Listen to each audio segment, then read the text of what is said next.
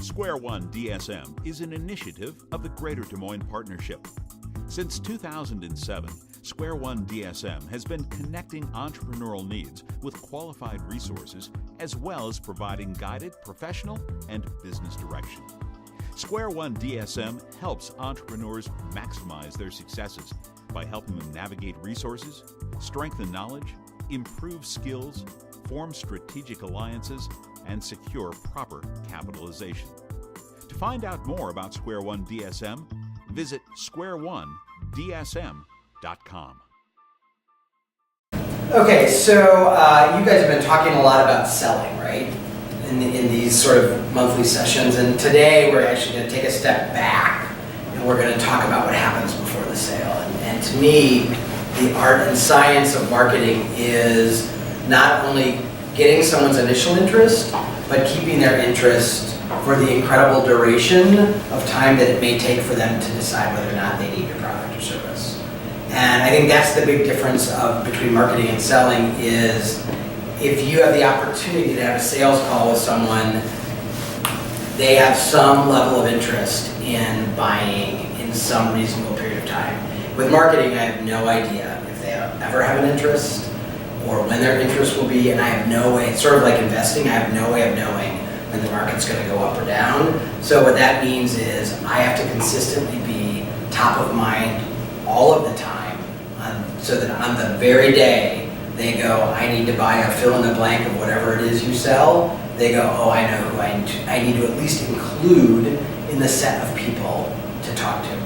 And when you do marketing really well, when you are the Harley Davidson of marketing in your industry, they don't say, I need to talk to you and you and you, because if three of you are top of mind, they go, I just want to talk to you because I have such a clear picture of who you are and what you're about, and I already have this connection with you that you're my only choice. And all of that happens over a long period of time. And so for some of you, I don't know if you've sort of thought about your sales cycle, but typically in a more complex sale, which I think all of you sort of live in that world, your sales cycle can be years, not months. So I'll give you a great example. So I, for the last decade, have written a weekly column that goes in the Des Moines Business Record. And so a guy called me and he said, I'd never heard of his company before, never heard of him before. He said, hey, I want to come talk to you about hiring your agency. So I said, great. So he walks in my office and he sits in our conference room and he opens up his backpack and he starts laying out columns that I've written that he's marked on. And they're over a 5-year period of time. And what he said to me was, I've known that I wanted to hire you, but I wasn't in a position to do so. And if I hadn't been under his nose all the time, I have no idea he's out there, right? But he was watching me, he knew that I was out there. And that's what marketing is. It's whether they're on your radar screen or not, it's your job to get on their radar screen and then stay on their radar screen for as long as it takes. And for some people, that they'll never, ever buy. But you don't know if there'll be a referral source or there'll be some other way important to your business. So what we're going to talk about today is sort of the art of marketing and how to be, in essence, how to be interesting and authentic for 5 or 10 years. Think of your sales cycle as that long until they're ready to buy. So did you all actually read the book, Selling the Invisible? So my presentation, Selling the Invisible, with more than a little help from Harry Beckwith. So what I did was I went back through Harry's book, which I would list among the top 5 marketing books on the planet. And I sort of went through and I pulled out some things, some themes, and I put them into what I think are the 5 questions that every business needs to be able to answer to be a good marketer. And so you're going to see that most of the content that I'm going to present to you is like just a sentence that I've pulled out of the book, and then we can talk about it, okay? And 90% of the content is Harry's, and every once in a while I stuck one of my own thoughts in, and you'll see the initials so you know whose thought it is. And I would definitely give more credence to what Harry said than what I had to say. So the amazing thing about Selling the Invisible, and this is why I think it's such an amazing book, is Harry's first version of this book was written in 1997. And the book is as relevant today as it was back then. And so, imagine a marketing book. So back in 1997, you didn't even have to have a website to be a legitimate business. That's how long ago it was, right? So And the reason why his book is still relevant is because he doesn't talk about tactics or technology. He really talks about people and psychology, and that's what you have to understand to be a great marketer. It's not the tool of the day is the tool literally in today's marketplace of the day. And if you're tweeting today, you'll be doing something else tomorrow. It's not about the tools. It's not about the channels. It really is about understanding three things. It's about understanding you, your business, and at the core of cores what you're about and why you're about. It is about understanding your sweet spot customer, that person that you can delight. Come on. Will the chair? Okay, super. Thank you. So you need to understand yourself and exactly sort of at the heart and soul what your business isn't about. You need to understand at the heart and soul who your sweet spot customer is. You will have the opportunity to serve many customers, and you will learn very quickly that every customer is not a great customer. And the smartest, most profitable businesses understand exactly who their sweet spot customer is and work like a dog to only sell to those people. Those are the people that you can delight over and over and over. Those are the people who don't ask you to customize every aspect of your business because they're happy with your business the way it is. Those are the people that are not too small or too big to actually really enjoy what you do and find value in it. So you got to understand yourself, you have to understand your customer, and you have to be really clear about the actual value and what you actually sell. Because I promise you, no matter what it is you guys are making, that's not what you're selling. And you really have to understand is what you sell. What am I buying as the consumer? Am I buying peace of mind? Am I buying market share differentiation? I'm not buying your software as a service. I'm not buying your app. I'm not buying whatever it is you sell. I am buying something at a much more sort of heart and soul level that allows me to be successful in the marketplace or serve the people that I serve better.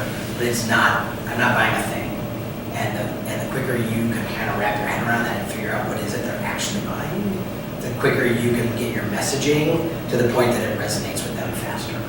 And the biggest mistake that most marketing people make is they try to talk to everybody. So if you guys all owned a company and I was here pitching my agency, really what I would have identified is that he's my perfect customer, and I in essence have crafted my entire message for him. And you all can eavesdrop, and if you want to buy, that's great, but he's the one that I care about. And the more you can really understand and actually have a picture in your head of who that sweet spot customer is and craft all of your messaging for that person, and most businesses will have 2 to 3 kind of personas of who those sweet spot customers are, and the more you can craft your message right to them, and the whole goal is, and this selling makes sense, right? You want to tell somebody they can buy. You want to describe the features and benefits. You want to price it fairly, and you want to have this exchange. Marketing is almost counterintuitive because really, for me to be interesting enough to him to get him to buy, I have to be sort of dull and boring to you because I'm so specific to him that all of you sort of nod off after a while. That's great marketing, and it's counterintuitive of us to ignore 10 people to talk to one, but that's actually great marketing. So let's dig into this a little bit. So it is never about what you sell, right? So whatever it is you sell, it's always about how you do it differently or why you do it. That's why someone's going to buy. So I don't care what it is you guys do, I don't care how unique you think it is in the marketplace, I promise you someone does something like it out there. So when you sell something that is like or similar, and remember, you understand all the nuances of what you're doing. Your consumers will never understand all the nuances. So when they look out in the marketplace and they go, I need a software that does this, even though you can point to your competitors and go, well, they don't have this, or they don't do that, or they don't do that. From the consumer's point of view, it's like they're all in the ballpark the same, right? So it's not about what you do, because no matter what it is you do, someone else does it too. And if they don't today, by the time you're in the market in 6 months, they will. There is no such thing as market exclusivity anymore. It's just too easy to hop into the marketplace. So the only thing that matters is how you do it, meaning how you interact with me, how you build it out, whatever that may be, or why you do it. So often people buy based on the fact that I like you, and it seems like we have common values, I trust you. So it really is about the how and why. So one of the exercises you need to go through is figure out how you're going to do business differently than anyone that might be seen in your competitor set, and why at the end of the day are you doing this? Why does it matter? And why would you stay up till 1 a.m.? And by the way, if it's just about getting rich, that's not enough. of all, odds are most of us aren't going to get rich, and secondly, it's not enough. It's not motivation enough for me to care that you do it. So why are you doing this? You're all talented, smart people. So why this over something else? And why does it matter to you enough that you're willing to take the risks that you are taking rather than having a nice cushy job somewhere with benefits, right? Okay, so I think good marketing is when you can answer these questions, and then we're going to dig into these 5 questions. And these, again, they're right out of Harry's book. So he didn't necessarily phrase them this way, but this is my summation of them. How different are you? How do you serve them, meaning your audience and customers? How do you listen to them, meaning your audience and customers? How do you protect them, meaning your audience and customers? And how invested are you? In other words, we'll talk about this. From your consumer's point of view, it feels to them like they're taking all the risk, and they want to know that you are invested in it too. Okay, so we'll dig into all this. And you guys can have this deck, so you're welcome to take copious notes, but don't feel like you have to. Okay, so how different are you? So the first one is, this is a Harry Beckwith quote, don't start by positioning your services, leverage the position you have. Every business, from the minute you start the business, you have a position in the marketplace. And the position in the marketplace is, how are you different than the competitors? What is it that you deliver? Who do you serve? So branding is not about making something up from the outside. Branding is about identifying something that is true to the core of your business and articulating it and magnifying it. So understanding your positioning and your brand and what makes you different and how you talk about it is critical to the marketing of your business. Okay? Have any of you worked on that aspect of your business yet? Too early in? Okay. So there's a great book by, and this is not the deck, so you will write this down. There's a great book by a guy named Joe Calloway called Becoming a Category of One. That is probably, in my opinion, the best. There's very few books on the market that I go, shoot, I wish I had written that book, and Joe's book is one of those. It's all about how do you build a brand around your business. So, and I know he's got an audiobook, and if you're not a reader, there's other ways to consume the content, but great book. So the other thing is, and this is me, you cannot describe the outside of the bottle from the inside of the bottle. The worst people to figure out your brand are the people who own the business, because you know too much about the business, and you can't unknow what you know. So imagine sitting inside a bottle and somebody says, hey, can you describe for me the outside of the bottle? You can't, because your perception and the angles that you're looking at it are wrong. So part of what you have to do in building your brand is you have to get outside voices. So, whether you hire an agency, whether you put together a board of advisors, whether you do it for each other, whether you seek out the mentors that you're meeting throughout this incubation period, whatever it is, you need to get outside voices looking in on your brand. And here's the other thing, what you think the brand means and what it's about is absolutely irrelevant.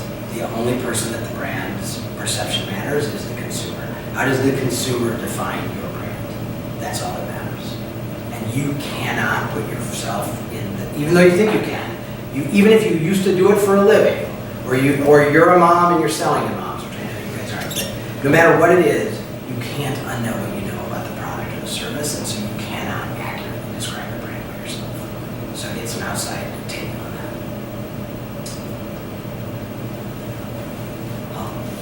So here's a Harry Beckwith quote, go where others aren't. Stand for one distinctive thing that will give you a competitive advantage. And then I added this sentence, and then shut up. So one of the biggest mistakes that marketers make is they try and put 5 pounds of information in a 1 pound bag.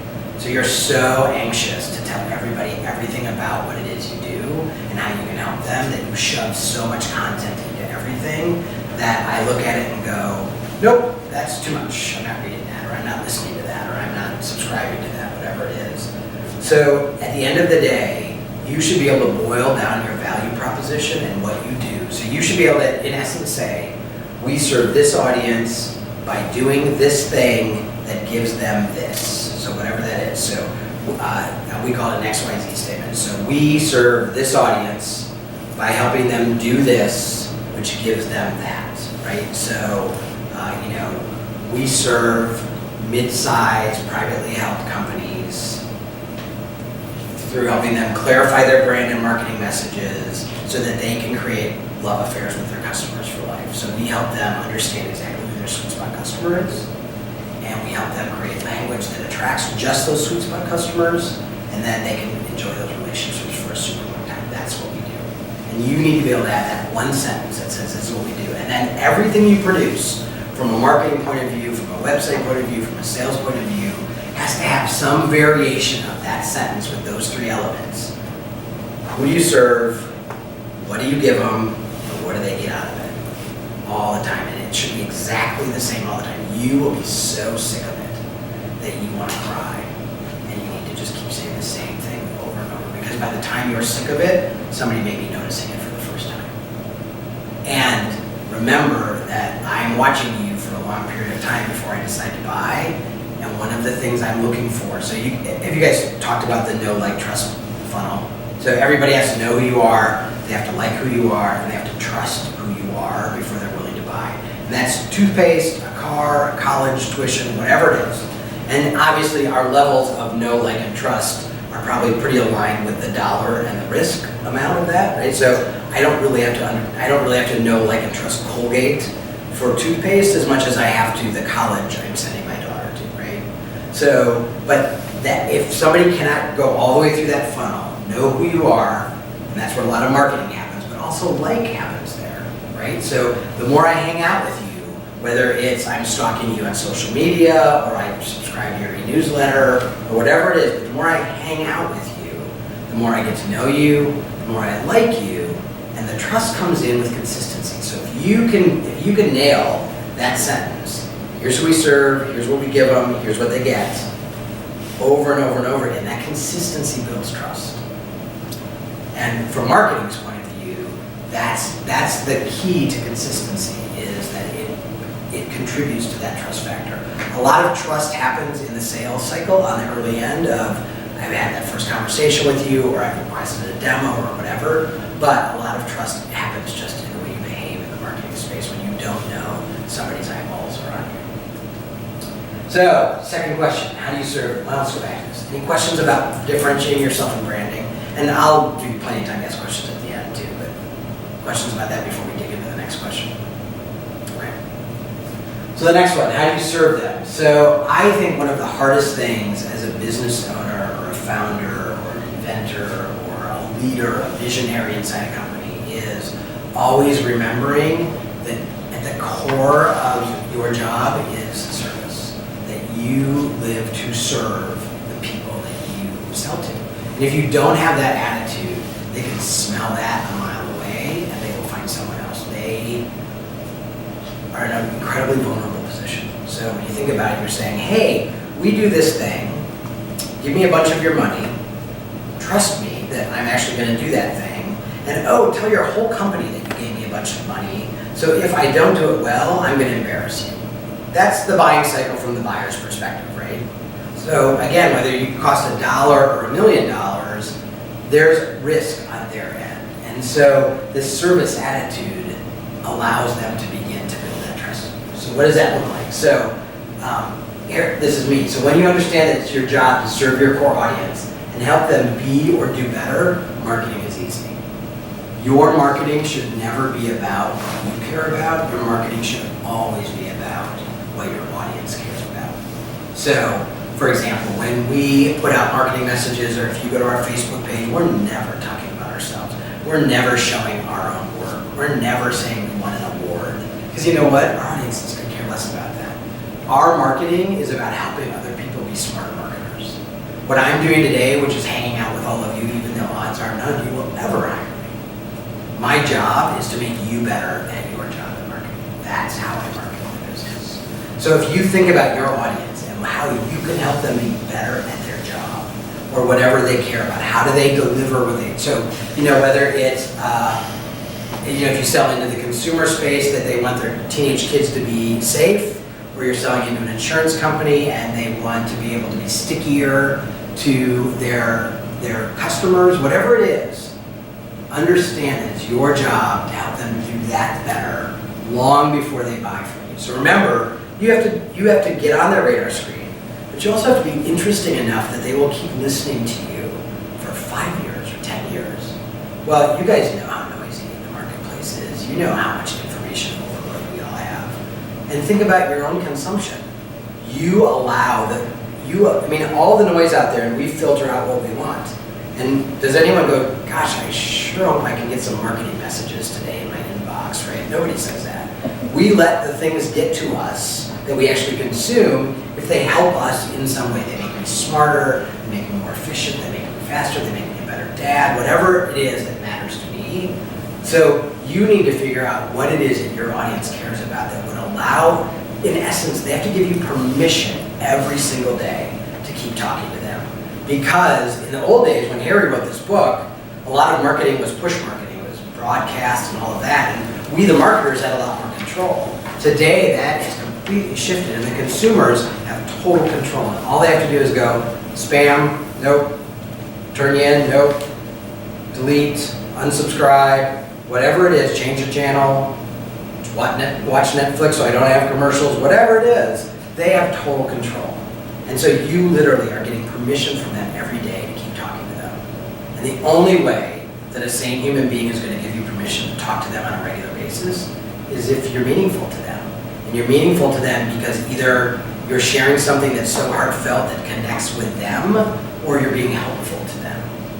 And if you think about your own consumption, your own information consumption, you'll see that those are the filters, whether you think about it or not, that you apply to what newsletters you subscribe to, what blogs you read, what's in your RSS feed reader if you have one, right? It's even what texts you pay attention to and what ones you don't. It's all about what's in it for me. And if there's not something in it for me, I don't care. And it's so awesome because I have control, so I can just go, nope. So as you think about your marketing messages and you think about that audience, understanding them well enough that you know exactly what they want to hear from you and how you can help them is vital to being able to stay on their radar screen for 1 month, 1 year, 10 years, whatever that is. Okay? This is a Harry Beck with quote, create the possible service. Don't just create what the market needs or wants, create what it would love. And again, that's about knowing your audience well enough to say, this is what, they're not gonna tolerate this. They're not, this might not just get through to them, but they're gonna love this. They're gonna actually want more of this. When you can find that sweet spot, they'll let you stay on that radar screen all day long. And this is about service. So I don't remember if I put it in here or not, but there was a great quote I read, and I think it was out of Harry's book, that said, the bad news is, and maybe it's in the deck later, the bad news is everybody has experienced Disney World. And so we all expect that level of service. So regardless of what you do, think about how intolerant we are about bad service now. And as soon as we have bad service, what do? We go to the net, right? And we post it somewhere. I can't tell you how many times in my Facebook feed or Twitter or wherever somebody's like, if you use this contractor or this company or this blah, blah, blah, don't. And here's why. Or on the flip side, these guys just rock my world. You gotta call them. And there's another great book that you should read, and I know there's an audio version. Jay Baer just released a new book called Help Your Haters. And his premise, and I don't disagree with him, his premise is that customer service is the new marketing. That how you serve your customers, how accessible you are, how 24/7 you are, all of that is the new marketing. And that the companies who get that are going to be the companies that survive.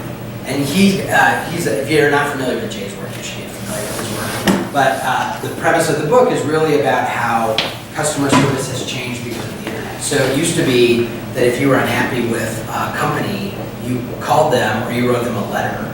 And now, today, people completely bypass those and they just go to social media. And they go to Twitter or something else hoping that the customer or the company will answer. But even if the company doesn't answer, their irritation gets bathed in the irritation of others, right? So other people jump on board that and go. So if you're not monitoring that and you're not using that as a channel to communicate with your customers, and it's Twitter today or Facebook today, and it's really going to be Facebook. Facebook has made some changes that Facebook is trying to be the customer service hub for businesses. It'll be something else in 5 years. It doesn't matter what it is. It matters that you have the understanding and attitude that you can't be a passive customer service company. You have to be an aggressive, passionate customer service company. And again, this gets back to that sweet spot customer. You can't possibly build a service model that makes everybody happy. But when you understand who your sweet spot customer is and you build a customer service model that makes them happy, really happy, like cry, they're so happy, then everything else falls into place. So then Harry says, I love this, assume your service is bad, can't hurt, and it will force you to improve. We think we're better than we are, no matter how good we are. So I think, again, this is one of those, you're inside the bottle, so you can't see the outside of the bottle. You should be once you go into the marketplace, you should be constantly testing your own customer service. You should be constantly questioning if it's good enough. You should be paying people to tell you when you do it badly. You should be rewarding them for doing that, because every time they tell you that you're doing it badly and you can make it better, then you've improved. And so one of the keys to that is making sure that the whole feedback loop is closed. So when you invite criticism, making sure that you then say, here are the 5 things that a lot of you said we don't do so well, and here's what we're going to do to make those better, right? So just closing that loop. So he says, write an ad for your service. If after a week your best ad is weak, stop working on the ad and start working on your service. And this is true about customer service, which is what he meant, but I think it's true about everything. So I think all of you should try and write 100-word at the most description of exactly what you do, and make it sound so spectacular that people don't even care what it costs. They would just gladly give you money to do it. And if you can't do that, you have a problem. And that tells you it's not the problem with your ad, it's a problem with either your offering or the service. If you can't sell me in 100 words or less, there's a problem. Be mindful of the time here. So how do you listen to them? So this is, to me, we listen to facts, but what I want you to get really good at is listening to what is underneath, which is the emotion underneath the facts. So when you listen to your customers, hear what they're saying, but understand the emotion underneath what they're saying. So if they're frustrated that your customer service, they have to sit on hold for X number of time, or your form doesn't work, yes, they're talking about the form, or they're talking about the phone call, but they're really talking about something underneath. They don't feel respected, you don't respect my time, whatever that may be, right? So listen for the emotion underneath. So listen past the facts for the hurts, the angers, the fears, and the triumphs. That's where your value lives. When you can erase all of those negative emotions and you can make them say, again, when you're surveying them, we'll talk about that in a minute, and they're talking about how much they love you and they can't help but tell people about you, that's when you know that you're doing something at an awesome level. And quite honestly, if you're not doing it at an awesome level, you won't be around for 5 years. Not today. Customers are much too fleeting today. If you can't get the customer service right and you can't really understand emotionally what they're buying, they won't allow you to survive. Because somebody else will get it, right? So Harry Beckwith says, ask and always have a third party ask. So you absolutely need other people to be talking to your customers about what you're doing well and what you're not doing well. That has to be in your budget. And you have to have a third party do that. So we hire a company that every 3 years, what they do is they survey all of our clients. And we've been in business 21 years, so you would sort of think that we kind of had our act together. There's never a time that we do that we don't make major changes in how we perform for our clients. Because they will tell other people, here's the reality. People, as a general rule, don't like to say mean things right to our faces. Part of that's, and we see part of what happens in social media around that, right? If I can type it and you're not in the room, I'll say a lot of things I wouldn't say in your face. But in terms of your clients, odds are, even if they're arm's length clients, they know and like you and they don't really hurt your feelings. So if you're my customer and I say to you, how am I doing? You're gonna go, oh, Drew, it's all good. But if she asks you how I'm doing, you have a whole different conversation, right? So make sure you have a third party ask your customers how you're doing. Don't just do a survey, monkey survey or whatever. Can you do that too? Absolutely. But make sure they know that a third party is reaching out to them because you are so committed to customer service, you're willing to make that investment. And you need to do that on a regular basis, right? And I promise you what's great about that is you will hear some wonderful things. You'll hear wonderful things about your teammates, or your colleagues, your employees, depending on how you're going to staff your business. And you will also hear things you go, I had no idea that was a problem. I had no idea, and yet I heard it 5 times. Or I had no idea that was difficult for them. It's so easy for us because we do it every day. I had no idea that was frustrating for people. So do that on a regular basis. Gary says, before you try and satisfy the client, understand and satisfy the person. Really be careful about thinking about people in the abstract. I highly recommend that when you figure out who your sweet spot client is, or customer, that you create a person that is so real and give them a name, right? So they are Bob, right? And you know Bob. And you should be thinking about, how do I make Bob happy? Not how do I make the customer or the soccer mom or the label happy, but how do I take care of Bob? And if you have this person that's so real in your head, lots of things happen. One, you will build the models to serve Bob. Two, imagine when you're writing your marketing messaging, if you think, would Bob understand that? Would Bob agree with that? How would Bob react to that? It completely changes the way you communicate. Now your communication is authentic and it's real and it's tangible because you're talking to a person. And we talk normal to a person, we talk weird to an audience, right? We talk in sort of corporate speak and stuff like that, and we use jargon. But when I'm talking to Bob and I know what Bob needs to understand, I choose my language differently. So those sweet spot clients of yours, whoever they are, and again, most of you will have 2 or 3, they should be a human being that a lot of businesses will have a picture. They'll just go and get a stock photograph that sort of represents Bob and Mary and whatever they are, but they can all articulate everything about those people, what they like to do, what matters to them, all of that, and it just makes the marketing much more real. So again, make sure you understand and satisfy the person.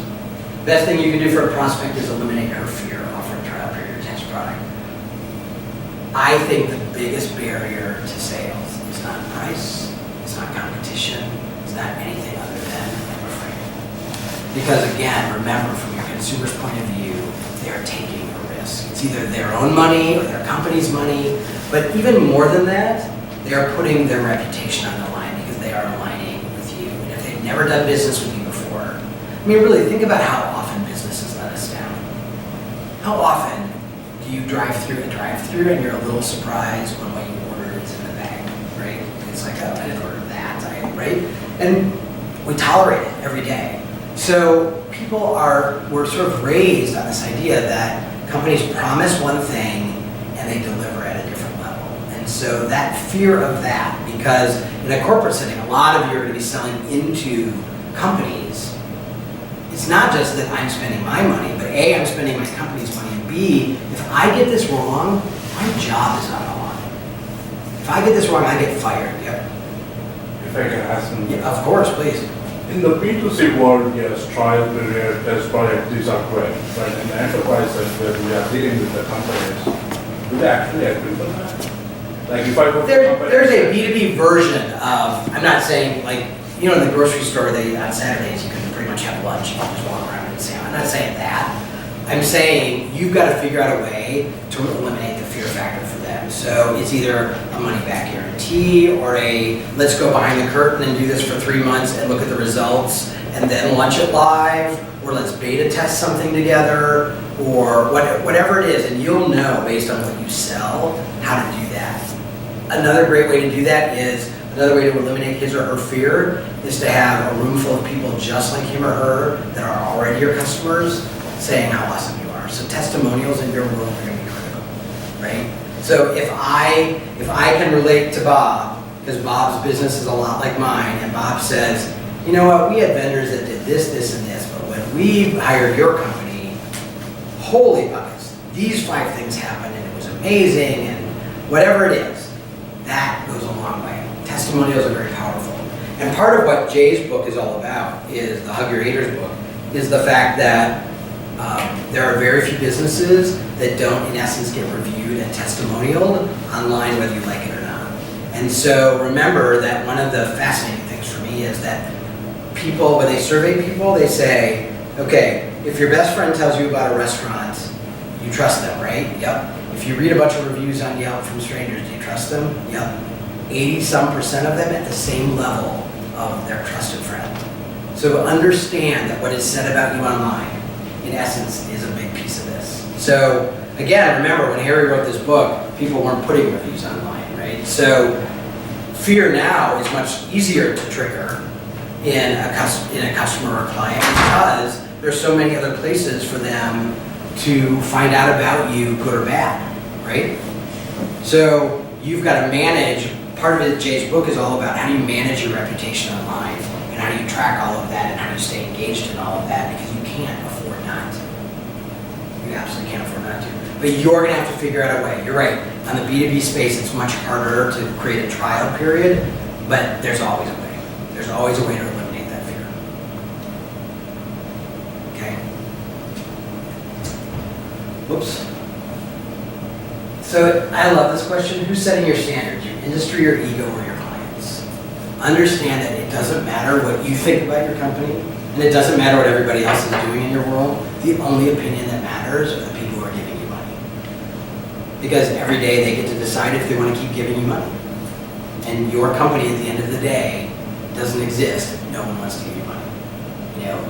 I know all of you are creating these businesses for lots of reasons, and it's not just about the money, but you don't get to keep doing it if no one gives you money. So understand that they're going to set the expectation. So one of the things I hear sometimes our clients will say, well, these clients are so, they're so unreasonable in terms of what they expect. It doesn't matter. They get to decide. We don't get to decide. So you could say, no one else in our industry does this. Well, if your consumers decide that they need you to do that, guess what? You need to do it. And so again, that's all about that hearing them and listening and asking and constantly evolving. So one of the things, because a lot of you are working in the software space, this sounds second nature to you, but as you can imagine, with some of our clients, not so much. Your business will never be the same tomorrow as it is today. You have to constantly be reinventing yourself based on input from your customers and the marketplace. There are some things that may be evergreen, kind of like that brand of how and why you do it, but even that evolves over time as you get more nuanced and smarter about your business and your customers. So you're constantly changing based on that feedback, and you have to have lots of ways to ask for feedback, and you have to also know that they're going to find other ways to give you feedback whether you want it or not, and you need to be monitoring and managing that feedback. Absolutely. There is no such thing as a comment that goes unresponded to. So how are you protecting them? Again, this gets to that vulnerability. So remember, they want to know that you have their back. They want to know.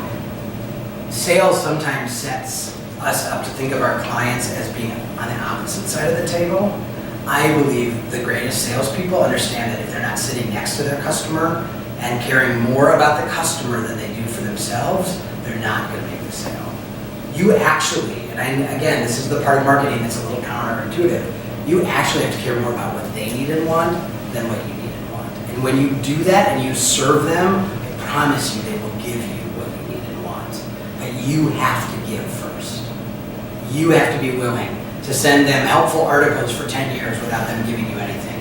You have to be willing to create a safe environment for them to test or try your product or service. You have to be willing to understand the constraints in their world, whether it's money or time or whatever, and modify what you do to serve them. And when you do that, then they know that you have their back, and then they know that they can trust you enough to put their reputation on the line. Because that's really, the money is sort of part of it, but really at the end of the day, you're asking them to take the risk and trust you with their reputation. Especially given what a lot of you. So again, know, like, and trust cannot be achieved if you aren't truly their advocate. You have to. And you can't fake this. This has to be something that they really genuinely feel from you. Appeal only to the prospect's reason, and you may have no appeal at all. So I don't care how intellectual your products are, understand that there's an emotional buying decision that has to be made. And this is true of any buying decision. We rationalize our emotional buying decisions by listing the features and benefits, but we don't buy anything that we are not emotionally connected to. So again, understanding what they're afraid of or what they're worried about or what they're trying to accomplish and why it matters to them, that's what they're buying from you. And your marketing cannot just be the brain part of that conversation. It has to be the heart part of the conversation. And that you can't have that with everybody. You can only have that when you understand somebody's heart and why they're doing it. Harry says, people don't look to make the superior choice, they want to avoid making the bad choice. This is so hard for businesses to understand and business owners to understand because we want to be so good, we want to be the best. And the reality is they don't care if you're the best, they just care that you don't suck. And that you will honor your word. And that you will deliver what you promise. And they'll even happily pay a premium for that, even if somebody's product is better than yours, but their customer service isn't as good, they'll pay you more for for the customer service and the peace of mind than they will for the superior product. So as you guys, especially because of how you are all, for the most part, wired, it's all about making the thing and making it work beautifully and perfectly and all of that. Understand that if you don't have the customer service piece to go alongside of it, that marketing or lack of marketing will kill the superior product every single time, right? So he says, forget looking like the superior choice, make yourself an excellent choice, and then eliminate everything that might make you the bad choice. And again, this is where talking to your customers and your prospects really matters. So why wouldn't you buy this? What would get in the way of that buying decision? What worries you about this? Those kind of questions are a gold mine for making sure that you eliminate all of the reasons why you might be a bad choice. Marketing is all about understanding human behavior and then being really clear. The best marketers take super complicated things, which it sounds like from what I've read, a lot of your products are super complicated. The art of marketing is being able to give me one sentence and have me go, I totally get what you do. I don't need to see the baby being born, I just want to see the baby. And sometimes when we're the ones making the baby, we want to describe in excruciating detail what the labor was like and all of that. And understand your customers do not want to know that. They do not want to be in the delivery room with you. They just want to see the beautiful baby swaddled in the blanket. And if you can describe that baby in a sentence and they understand that they get the baby, whatever that is that matters to them, they actually don't care how you do it. They actually could care less. So for some of our clients, we'll say, okay, for this much money, we're going to get you these results. And our clients will go, okay. And they don't go, are you going to tweet for us? Or are you going to write a blog post? Or are you going to write a, they don't care, because what they care about is the sales, right? So be careful that you don't get caught up in the labor and you really are able to succinctly talk about the baby in a sentence. All right, so how invested are you? This is our last one, so then we'll get to questions on this. So how invested are you? This is, again, understand, do you really expect them to take all the risk and be the one who pays for the privilege? My quote down here is. So really understand that there's no risk to you to selling something. You've already got it. And assuming you've priced it fairly so you're going to make a profit, there's no risk to you people. All the risk is on their side. And they want to know that you're invested and that if something goes wrong, because something is going to go wrong, how are you going to handle it? What are you going to do? What are you willing to risk? What skin are you going to put in the game? Right? You have to be able to articulate that. And don't wait for them to ask. Tell them.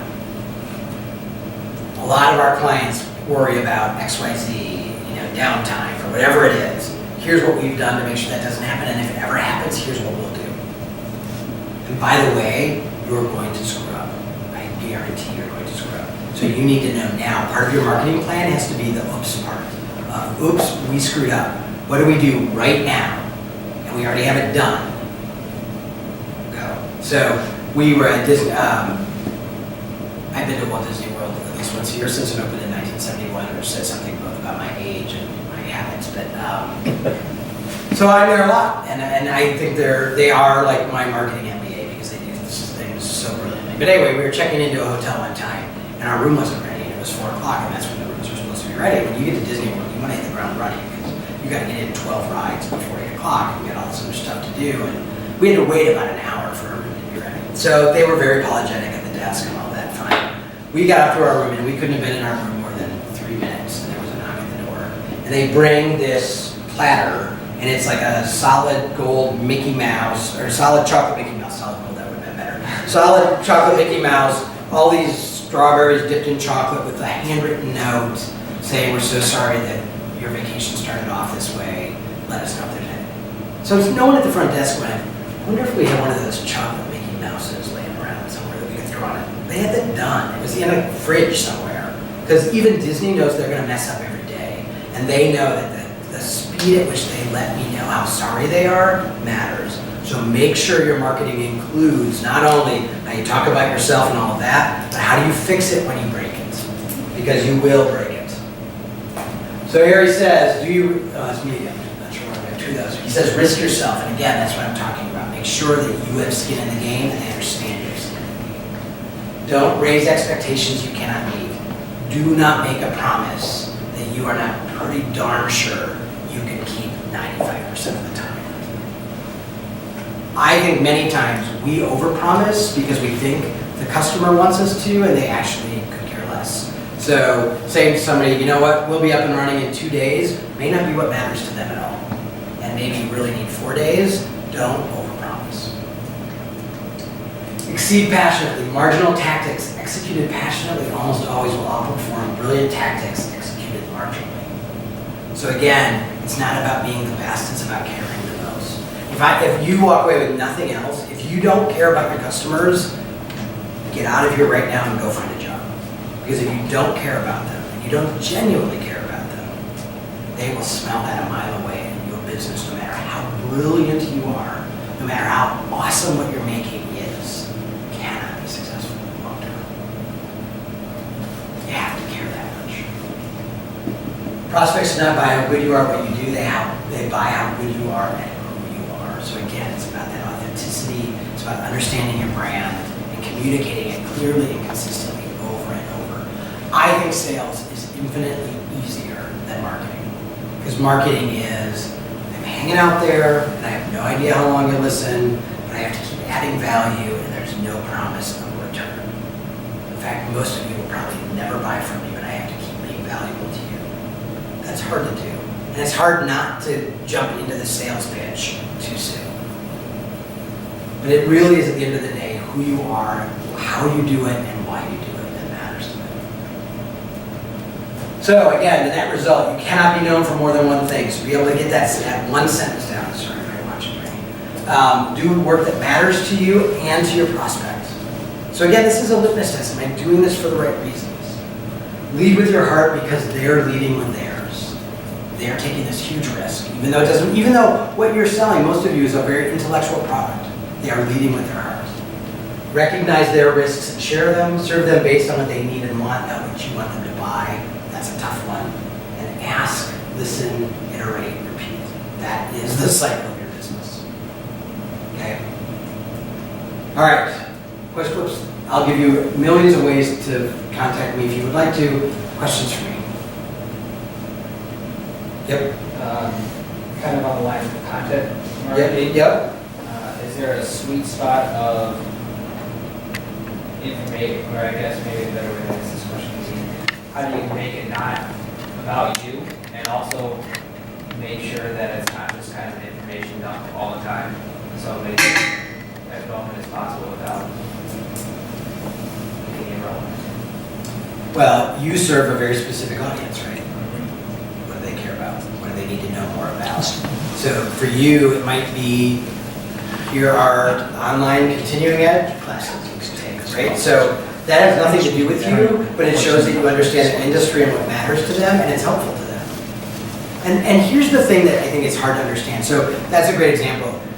Here is a list of continuing ed credits that his customers, or classes that his customers can take all across the globe. It has nothing to do with him. No one's going to click on a link and buy something from him because of that.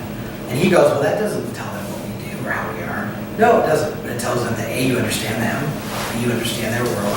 C, look at you doing something good for them without asking for anything in return. They'll figure, when you're helpful, they'll want to know more about you. They'll want to learn who you are and what you sell. I promise you that. And again, that's the hard thing. We're so anxious to stick in and this is brought to you by this company that does this thing that you should buy right here. Don't do it. Just be helpful. Because otherwise you're like, oh, I get why you're being helpful. You're trying to sell me something. No, right? So it really is about understanding the audience and thinking about, do just a brain dump. Here are the things that matter to them in their job. Here are things that would help them get better. Here are people we could interview for our blog that would help them be better at their job. Again, regardless of the tie to your product, right? So again, it's understanding that audience and thinking about what matters to them, regardless of you. And that's what makes great content. Put that type of stuff out every day, every week. Yes, I don't know, depending on your audience. Right? Maybe I guess Yeah. maybe that question out. Yeah, right. So for some people, for those of you that your audience are really tech-head people who are online all the time, all day, every day, probably every day isn't enough, right? They probably want several things a day. For, the audience that you serve, probably once a week is plenty, right? Because they're not online all the time.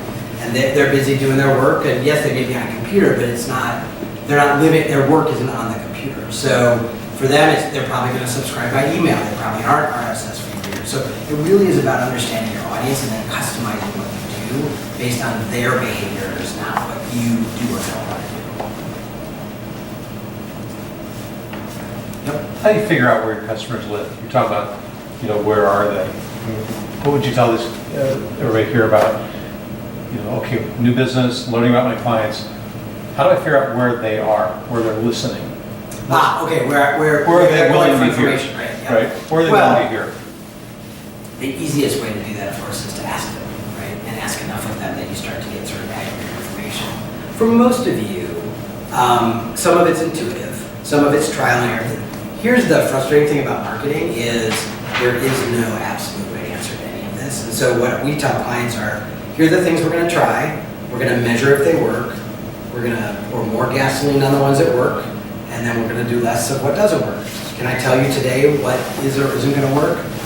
In some cases, I have a pretty good guess, but no, because it is trial and error. So part of it is going to different places and seeing what kinds of response you get. Part of it is talking to your audience and creating, for a lot of you, and a lot of you may have already done this, if I were in your shoes, I would be creating some sort of an advisory board of people who represent who I think my customer is. And I would create some way to incentivize them to give me information about their world and what matters to them. So, whether I am showing up at a conference that they're all at. So, again, we all automatically think of where are they online, but they actually are human beings, and they physically go places. And so, one of the best places to interact with a big batch of your customers is odds are most of your customers, there is a conference or two that many of them must attend for whatever reason. It's like the hot conference or whatever, or a trade show or something. Go there, hang out, eavesdrop, ask questions, have conversations. One of the best blogging techniques, I think, is to create a blog where you're interviewing people who successfully do what your target audience does. Why? Because if you call them and go, hey, I want to sell you something, they hang up the phone. You go, hey, I read an industry blog about blah, blah, blah, and I would like to interview you because you're an industry leader. People go, oh, of course you should interview me. That would be awesome. I have a lot to share. And all of a sudden, they're telling you all this stuff, right? And by the way, it's creating great content. And what happens when you do that is all of a sudden, you get interwoven into that industry as sort of an insider because you know all these people. And then when I'm done interviewing you, what's the last question I ask you? Hey, that was so awesome. Are there people like you that I should also interview? And would you consider introducing me to them so I can interview them for the blog or the podcast or the whatever as well? So now I'm making him feel like a big deal because he's connecting me to other people. They are more likely to take my call because they know him and trust him, and I'm not some guy out of random. And all of a sudden, I've got all this great content. And I'm actually getting buddy-buddy with the very people who would slam the door in my face if they knew I was trying to sell them something. And by the time they figure that out, they like me and trust me, and they know and like and trust me. So now they're saying, Drew, what is it you do? I can't tell you how many times that happens. No, I'm actually trying to hire you. Oh, okay, great. You added a very important sentence in one of the early slides, and then shut up. Yeah, right. There's no real question, I just think that's worth repeating. Do you have any color you can add to that or stories to share? I think it'd be worth beating that one. We live in a soundbite world today. And so you have to create all of your marketing materials for three kinds of people. Headline readers, bullet point readers, and readers. And if I just see your headline, I need to get what it is you do and what you're about. If I just read the bullet points, I need to get who you are and what you're about. And if I'm the one guy in 1,000 who's actually going to read everything you wrote, I'll get what you're about. But make sure you write for the headline guy because he's actually the most likely person. So a single sentence needs to tell me what I need to know. So don't bury the lead. Don't hide the nugget in the bottom of your blog post. Tell me right up front what I need to know. And then if I want more of that, I'll dig through it and find it. But in general, all of your I don't know if you've even made marketing materials, and I haven't looked at your websites, but I guarantee there's too many words. I guarantee it. Because there's always too many words. So figure out how do you skinny it down? How do you get to the essence of it? We are so in love with what we do and how we serve people that we tend to over talk about it. And we worry that I'm only gonna get one shot at you. So I gotta tell you everything right now. But in doing that, what I've done is I've guaranteed that I am only gonna get one shot at him. And by the way, he's not even gonna read that first shot or hear or listen or whatever it is. So really temper yourself. Yep. To give some context, so email is a big part, so what you just described, subject line, introductory text, and then maybe an attachment or something below the fold. Or, here's what I'm gonna tell you, here are the bullet points, and then here are subheads, so you can quickly scan it and go, I don't care about bullet point 1 and 2, I just wanna get right down to 3. And by the way, I don't have to read 3 paragraphs to figure out where bullet point 3 starts. Really simple, basic. It really is about, I just wanna get what I want. We live in a world, I want what I want when I want it. And if we don't deliver our marketing in that way, forget it. Absolutely forget it. So they have to be able to consume it how they want to consume it, when they want to consume it. Yep. You had said before that when you're in the bottle, you kind of understand your branding. Yep. What kind of questions should you be asking about people to get a sense of that branding? What is the question we should be asking other people to give you that insight? I guess? Well, if they're customers, I would be asking questions like, I know you had other choices, why did you choose us? If you could describe us in one word, what would it be? What's the most meaningful thing we do for you? Those kinds of questions, right? Sort of probing at that. If it's prospects, then that's harder to have that conversation, but you can still sort of test what matters to them. But at the end of the day, I think a brand is a blend of, it is inside you, but somebody else has to pull it out and kind of clean it up, right? So someone else has to help you go through that thinking process of, here's the value proposition I deliver. That's what all a brand is. Here's why you would give me money. Here's the value proposition.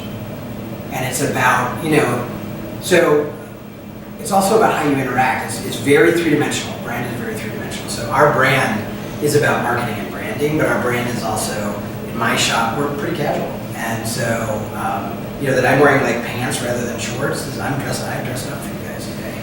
So that's part of our brand, right? So we need to be really clear about that. And so it's not just from the customer's perspective, but the way you talk about it has to be from their perspective. You guys have to define your internal brand. You should have core values that are bedrocks of your business, that you would not violate those core values. And those might translate into mission and vision and all that sort of stuff. But at the end of the day, the brand perception that matters most is there. So it's about, but oftentimes it's not about the thing that you do, it's why that thing matters to them. And oftentimes a brand is about differentiating you between everybody else. So how are we different? Are we more responsive? Are we on the web versus traditional? Are we whatever that is? Okay. And by the way, odds are you will not get it right the first time. You'll have to evolve. Your business probably has to be a couple years old before you have enough experience both with your customers and yourself delivering whatever it is you sell to really hone in the brand. So get it close for now and know that you're going to tweak for the first couple of years. What else can I tell you? Yeah. What's the most appropriate way to ask someone why they didn't buy your product? Again, that's part of your brand, right? So how you do that. So in my world, what I would say is, we were really disappointed that you didn't choose us. I would love to know why. Would you recommend it?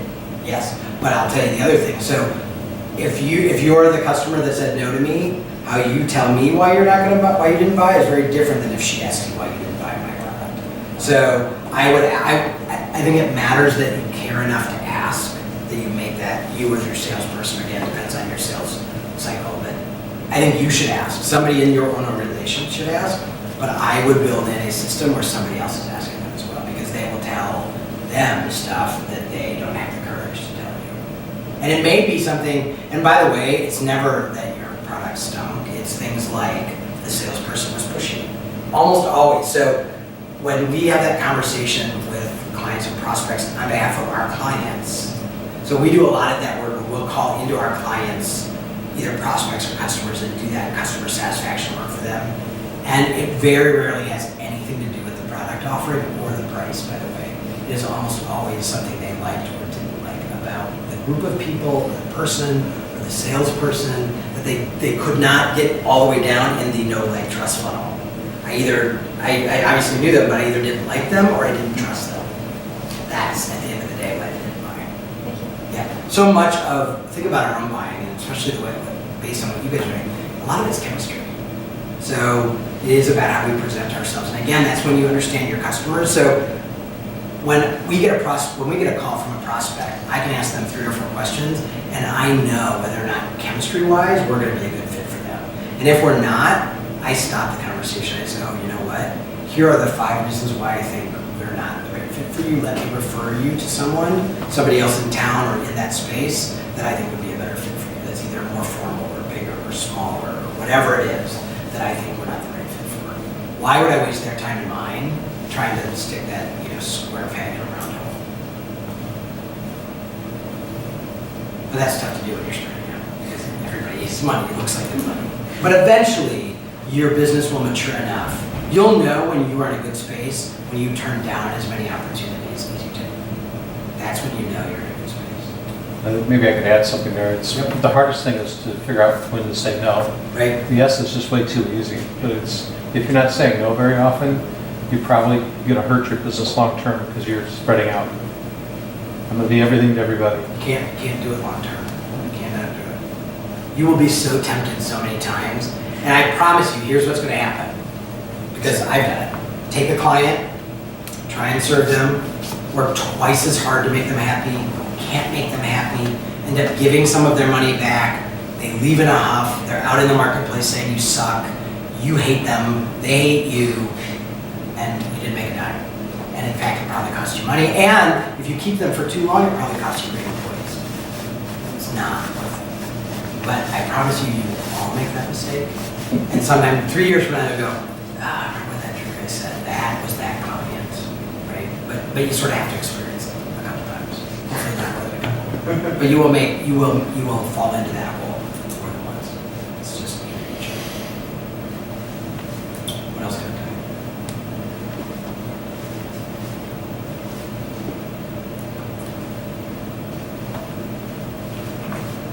Right. There's a plethora of ways to reach me. You should all be following his blog. Which I don't think is on there actually. Which is not on there. Drew'sMarketingMinute.com. Not great at marketing apparently. I didn't mean to call you out, Drew, but I've been reading his blog for years, and it's a great example of doing everything you just talked about. I don't ever remember him telling me anything about himself. I just remember getting all this really cool content, these really cool links, and when I'm trying to figure something out for a client for marketing, I oftentimes go to his blog and search the topic, because sure enough, he'll have written something about it, he'll have a link to somebody that knows way more than we both do, and so there's good content, but it's also a good example of everything you just talked about. He's not selling you on him ever. And that reminds me, a lot of times people don't create that kind of content because they think they're teaching their customers how to do it themselves. Your customers don't want to do it themselves. Right. Our clients, they could read every blog post, and I probably have 2,000 blog posts now because I've been blogging since 2007. They could read every one of my blogs, and they could absolutely do what we do for them by themselves. They don't want to because they have a job. So don't worry about giving away your ideas. Don't worry about giving away your smarts. Don't worry about teaching them how to do what you do, because at the end of the day, they want to give someone else money to do that. And the more you give them, and the more smarter you make them, A, the better informed buyer they make, but B, again, they are further down that no like trust funnel because they almost feel beholden to you because you have been so helpful. Okay. I'm happy as you go through the next few weeks of all of this, or however that long this all plays out for you, if you shoot me an email and remind me that this is where we interacted, I'm happy to answer any questions you might have. And to be helpful if I can be, so. All right? Thanks for your time. Thank you. Thank you.